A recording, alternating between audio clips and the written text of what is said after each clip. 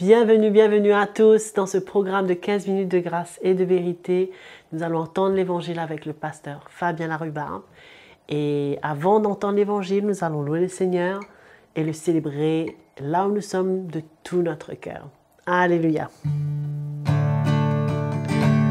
Je te vois dans ta beauté, je cherche ta sainte face. Jésus, tu nous as délivrés. Seigneur, tu m'étonnes par ta grâce. Je te loue et je t'adore. Je te loue et je t'adore. Je t'exalte, Seigneur, je t'adore. I will praise and worship you. I will praise and worship you. I will praise you, Lord, worship you. Je t'exalte, Seigneur, je t'adore.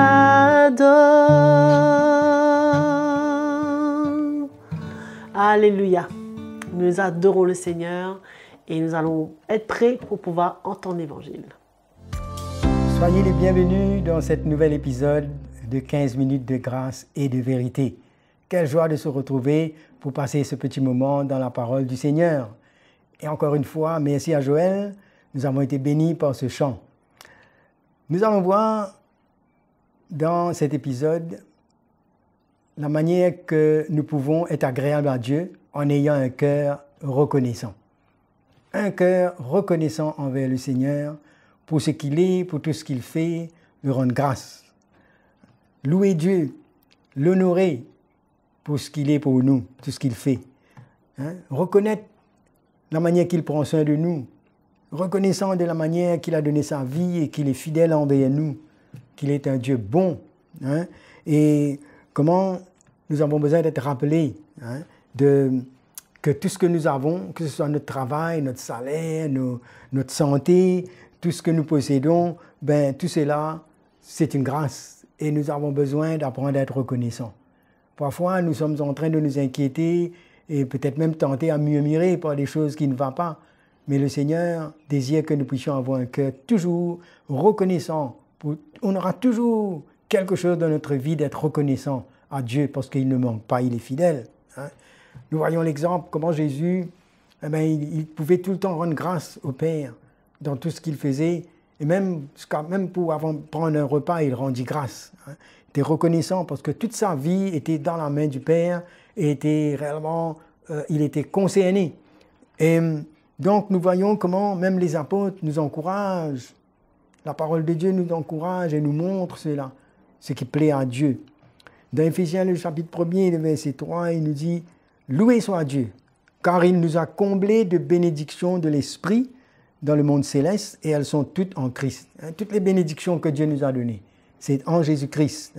Et le verset 7, toujours dans Éphésiens, le chapitre 1er, nous dit « En lui, nous avons la rédemption par son sang, la rémission des péchés selon la richesse de sa grâce. » Est-ce que nous prenons le temps pour le remercier pour cela? C'est vrai, nous tous, nous savons que Jésus est mort sur la croix pour nos péchés. Où serions-nous sans lui? Encore aveuglés, esclaves. Mais le fait que le Seigneur nous a ouvert les yeux et qu'il nous a fait grâce, nous a fait connaître la bonne nouvelle, notre salut. Comment nous avons besoin d'être reconnaissants au Seigneur, de le remercier au milieu de ce monde de ténèbres. Il nous a enlevé de notre insécurité, la culpabilité qui pesait sur nous. Nous avons besoin d'avoir ce cœur qui est reconnaissant et qui réalise, mais qu'on dépend entièrement de Dieu. Quand nous sommes reconnaissants envers lui, il est fidèle. Il nous dit « Sans moi, vous ne pouvez rien faire ». Donc quand il est là, on peut être en sécurité. On peut vraiment être reconnaissant au Seigneur, de savoir que ce que nous sommes vient de Dieu. Nos talents, nos qualités, c'est que l'intelligence qu'il nous a donnée, la grâce qu'il nous fait, la santé, tout ce que Dieu fait en nous, même jusqu'à arriver à pardonner nos péchés, à guérir notre cœur. Et souvent, nous oublions cela. tout ce que nous avons besoin, nos talents, nous ne pouvons pas tomber dans l'orgueil et croire que c'est que nous avons conçu quelque chose par nous-mêmes. Mais nous avons besoin d'être reconnaissants pour toutes ces bonnes choses que le Seigneur nous donne. Hein? Et Paul pouvait dire dans 1 Corinthiens, le chapitre 15, le verset 10, il reconnaît ce que Dieu a fait de sa vie. Lui qui est un blasphémateur, meurtrier, qui persécutait l'Église. Et là, le Seigneur lui a fait grâce et il n'oublie pas tout cela. Il dit, par la grâce de Dieu, je suis ce que je suis et sa grâce envers moi n'a pas été vaine. Loin de là, j'ai travaillé plus que tous, non pas moi toutefois, mais la grâce qui est avec moi. Alors, il est reconnaissant. Hein? Il est reconnaissant de la grâce que Dieu lui a fait et il ne met pas ça comme si c'est ses mérites. Hein? Et souvent, dans ses lettres, nous voyons comment, même dans l'épître aux Philippiens, il est tellement reconnaissant qu'il dit, mais j'ai appris à être content dans l'état où je me trouve. Je sais vivre dans l'abondance, je sais vivre dans la disette, mais il a un cœur qui a appris à être reconnaissant envers Dieu, parce qu'il ne méritait pas tout cela. Hein? Souvent, notre ignorance nous emmène à oublier d'être reconnaissant. Nous oublions les bienfaits de Dieu.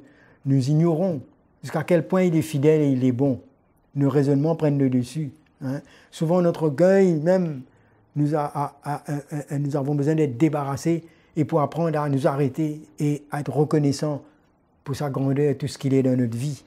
On peut être tellement égoïste aussi, hein, qu'on a besoin de rappeler de sa bonté envers nous. Souvent, des petites histoires de la vie, nos soucis, nos épreuves, ces circonstances ne devraient pas interférer dans notre vie pour nous arrêter d'être reconnaissants envers le Seigneur. Parce que Dieu, il est vraiment sensible à cela, à ce que nous puissions reconnaître qui il est pour nous.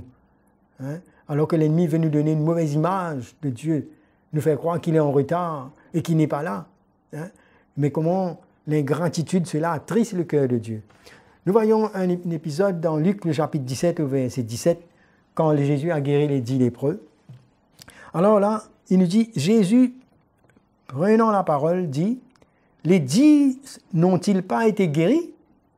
Et les 9 autres, où sont-ils? Ne s'est-il pas trouvé que cet étranger pour revenir et donner gloire à Dieu? » Puis il lui dit, « Lève-toi, ta foi t'a sauvé. » Alors là, nous voyons comment le Seigneur était sensible à cela. Il a posé cette question. Pourtant, il les a guéris dans sa grâce, sa miséricorde. Et il y avait un seul, un étranger. Il est revenu et il a donné gloire à Dieu. Il était reconnaissant. Souvent, nous pouvons faire un peu comme le peuple d'Israël. Dieu a ouvert la mer et ils ont traversé, sains et saufs, libérés de l'Égypte. Mais cette fois-ci, ils oublient ça et ils commencent à murmurer parce qu'ils n'ont pas la nourriture qu'ils voulaient. Alors comment l'homme, dans sa nature, il oublie souvent et il n'apprend pas à reconnaître que même dans nos épreuves que Dieu peut aimer, il y a toujours quelque chose que le Seigneur veut faire dans notre vie et il ne nous a jamais abandonnés, il reste toujours fidèle. Cela nous emmène à grandir.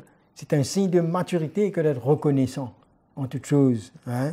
Et là, le Seigneur se demande, mais où sont les 9 autres? Hein? Un étranger. Que nous soyons de ceux qui sont reconnaissants envers le Seigneur. Et Timothée, dans l'épître de Paul à Timothée, il nous parle comment les hommes, on arrive à un temps où les hommes seront ingrats. 2 Timothée, le chapitre 3, le verset 2 nous dit « Quand les hommes seront égoïstes, amis de l'argent, fanfarons, hautains, blasphémateurs, rebelles à leurs parents, ingrats, irréligieux. » L'ingratitude. Mais comment on a besoin d'avoir ce cœur qui honore Dieu. Être reconnaissant, lui dire merci. Et il reconnaître tout ce qui vient de lui, de bien. C'est important, c'est nécessaire d'apprendre cela, d'honorer Dieu. Et le Seigneur va honorer ceux qui l'honorent. Alors, dans Romains, le chapitre 1er, verset 21, il nous décrit les hommes qui n'ont pas été reconnaissants, qui n'ont pas reconnu Dieu dans sa fidélité, dans sa grandeur. Alors, il nous dit, puisque ayant connu Dieu, ils n'en ont point glorifié comme Dieu et ne lui ont point rendu grâce. Mais ils se sont égarés dans leurs pensées et leur cœur sans intelligence a été plongé dans les ténèbres. Se vantant d'être sages, ils sont devenus fous. Voilà où l'homme tombe quand il n'est pas reconnaissant et on ne reconnaît pas la grandeur de Dieu, ce qu'il est, on ne reconnaît pas sa sagesse. Hein. Il nous dit, mais ils se sont égarés dans leurs pensées et le cœur sans intelligence a été plongé dans les ténèbres. Mais quand on vit dans la lumière, on reconnaît qui est Dieu pour nous, on reconnaît ses bienfaits et on l'honore. Hein. Et nous voyons que, comment dans Apocalypse, il nous parle des 4 êtres vivants qui se prosternaient, hein, qui proclamaient la gloire de Dieu, qui l'honoraient. Et on voit beaucoup d'exemples dans la Bible, hein, que nous voyons même dans les psaumes. Les psaumes, ils nous parlent de la reconnaissance. Et je vais lire le psaume 50, verset 23, il nous parle de celui qui offre sa reconnaissance, celui-là rend gloire à Dieu et il prend le chemin et le Seigneur dit, je lui ferai voir le salut que Dieu donne. Hein. Vraiment, un cœur qui a une communion avec Dieu et qui ne manque pas d'être reconnaissant dans les moindres choses. Hein. Cela est agréable au Seigneur. Hein. Le Seigneur a loué, même Jésus a remercié son Père. Il dit, mais il rend grâce même pour, dans Matthieu, le chapitre 11, hein, je lis dans le verset 25, « Je te loue, Père, du ciel et de la terre, parce que tu as caché ces vérités aux sages et aux intelligents, et de ce que tu les as dévoilées à ceux qui sont tout petits, les humbles. Hein. » Le Seigneur remercie. On doit remercier au Seigneur pour tous ceux qui naissent de nouveau, qui viennent dans l'Église, qui acceptent le Seigneur. C'est une grâce pour nos familles que le Seigneur a touché. Tout ce qu'il fait, tout changement qu'il fait dans nos vies, on doit être reconnaissant. Hein. Ce n'est pas par notre propre force, mais c'est sa grâce dans notre vie. Hein. Et quand Dieu nous exauce, souvent on est content, on va témoigner, mais est-ce qu'on prend du temps à être reconnaissant, hein, à le bénir, hein, à le remercier? Et on a besoin d'être reconnaissant, mes frères et sœurs. Même dans les moments d'épreuve, hein, ne nous lassons pas d'être reconnaissants au Seigneur. Hein. Et Éphésiens, le chapitre 5 au verset 19, « Entretenez-vous par des psaumes, par des hymnes, par des cantiques spirituels, chantant et célébrant de tout votre cœur les louanges du Seigneur. Rendez continuellement grâce pour toutes choses à Dieu, le Père, au nom de notre Seigneur Jésus-Christ. » Voilà le cœur de Paul pour les enfants de Dieu. Et je crois qu'il y a tellement d'exhortations, d'encouragements dans la parole qui va nous emmener à louer le Seigneur. Et cela va stimuler notre foi, va nous emmener d'un cœur d'humilité pour reconnaître et être content de ce que Dieu nous donne et de ne pas murmurer et que cela, la reconnaissance, devienne une habitude dans notre vie, un style de vie. Hein. Et alors, nous allons pouvoir récolter les fruits. Je vais simplement terminer par ce verset, 1 Thessaloniciens, le verset 5 au verset 18. « Rendez grâce en toutes choses, car c'est à votre égard la volonté de Dieu en Jésus-Christ. » Que nous puissions apprendre à avoir ce cœur reconnaissant envers le Seigneur. Voilà, je termine ici. Que le Seigneur vous bénisse et vous encourage. Et à la prochaine. Merci au pasteur Fabien Larubin pour cet encouragement du jour qui nous parle à tous. Et nous savons que le Seigneur est à l'œuvre dans nos cœurs en ce moment même. Nous vous encourageons à vous abonner à notre page YouTube CTMI. Et n'oubliez pas, il y a toujours les questions qui sont peut-être dans votre cœur, des témoignages que vous avez à cœur. N'hésitez pas, écrivez-nous sur l'adresse qui est affichée à l'écran. Je vous dis à très bientôt et que le Seigneur prenne soin de vous.